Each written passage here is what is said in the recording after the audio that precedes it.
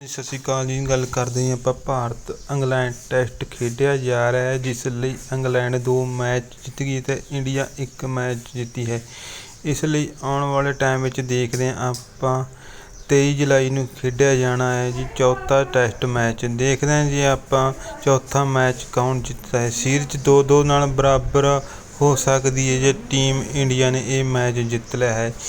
Team ਤੀਜਾ match 22 ਰਨਾਂ ਨਾਲ ਹਾਰ ਕੇ ਆਪਣੀ ਬਹੁਤ ਹੀ ਮਹਿਸੂਸ ਕਰ ਰਹੀ ਹੋਈ ਹੈ। ਟੀਮ ਇੰਡੀਆ ਜਡੇਜਾ ਦੀ ਸ਼ਾਨਦਾਰ ਪਾਰੀ ਨਾਲ ਮੈਚ ਨੂੰ ਲਵੇ ਲਾ ਲਿਆ ਸੀ, ਜਿਸ ਲਈ ਮੁਹੰਮਦ ਸਿਰਾਜ ਆਊਟ ਹੋ ਗਿਆ। ਇਸ ਲਈ 22 ਰਨਾਂ ਨਾਲ ਟੀਮ ਹਾਰ ਗਈ ਹੈ।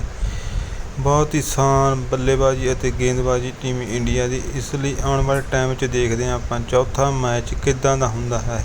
ਇਹ ਵੀਡੀਓ ਵਧੀਆ ਲੱਗੀ ਤਾਂ ਸ਼ੇਅਰ ਲਾਈਕ ਜ਼ਰੂਰ ਕਰ ਦਿਆ ਕਰੋ। ਅਸੀਂ ਤੁਹਾਡੇ ਲਈ ਨਵੀਂ ਤੋਂ ਨਵੀਂ ਵੀਡੀਓ ਹਾਜ਼ਰ ਹੋ ਸਕੀਏ। ਧੰਨਵਾਦ ਜੀ।